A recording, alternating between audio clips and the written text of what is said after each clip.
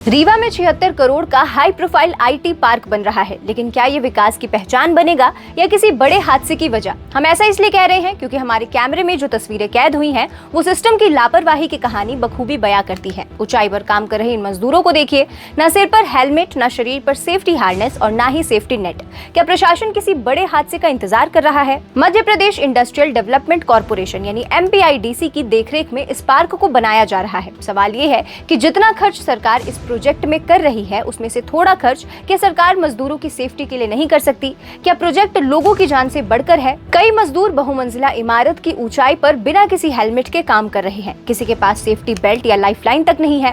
नीचे सुरक्षा के लिए सेफ्टी नेट नहीं है। भारी भरकम सरियों की लिफ्टिंग और क्रेन ऑपरेशंस के दौरान भी सेफ्टी नॉर्म्स को फॉलो नहीं किया जा रहा है।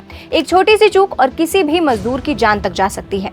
ये सिर्फ नियमों का उल्लंघन नहीं है, बल्कि उन मजदूरों की जिंदगी के साथ खिलवाड़ भी है। देश भर में हर साल सुरक्षा नियमों की अनदेखी के कारण कई मजदूर अपनी जान गंवा देते हैं। ऐसे हादसे पहले भी हो चुके हैं, जहां लापरवाही ने कई परिवारों को उजाड़ दिया। 2018 में ग्रेटर नोएडा के शाहबेरी में निर्माणाधीन इमारत गिरने से 9 लोगों की मौत हो गई थी। इंदौर में भी निर्माणाधीन इमारत का हिस्सा ढहने से कई मजदूर मलबे में दब गए थे।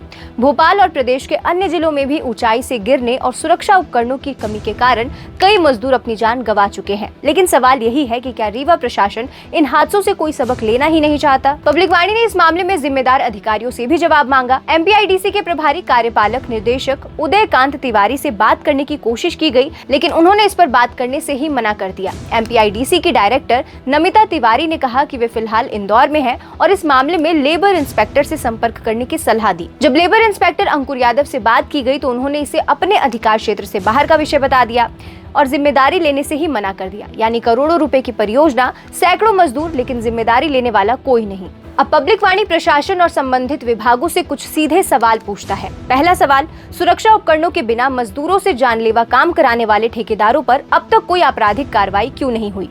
दूसरा सवाल, 76 करोड़ के इस प्रोजेक्ट में क्या साइट इंजीनियर, सुरक्षा अधिकारी और लेबर इंस्पेक्टर केवल कागजी खानापूर्ति के लिए तैनात है? तीसरा सवाल, यदि कल किसी मजदूर की ऊंचाई से गिरकर मौत हो जाती है तो क्या संबंधित ठेकेदार, जिम्मेदार अधिकारी और विभागाध्यक्ष पर गैर इरादतन हत्या का मुकदमा दर्ज होगा या नहीं?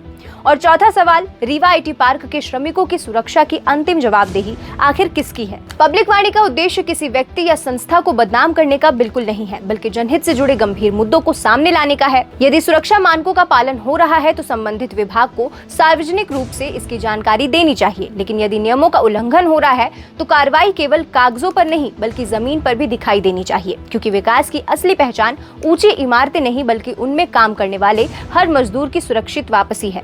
क्या प्रशासन किसी हादसे का इंतजार करेगा या समय रहते जिम्मेदारी निभाएगा? इस पर आपका क्या कहना है, हमें कमेंट सेक्शन में जरूर बताएं और ऐसे ही निष्पक्ष और जनहित की खबरों के लिए पब्लिक वाणी चैनल को सब्सक्राइब करें।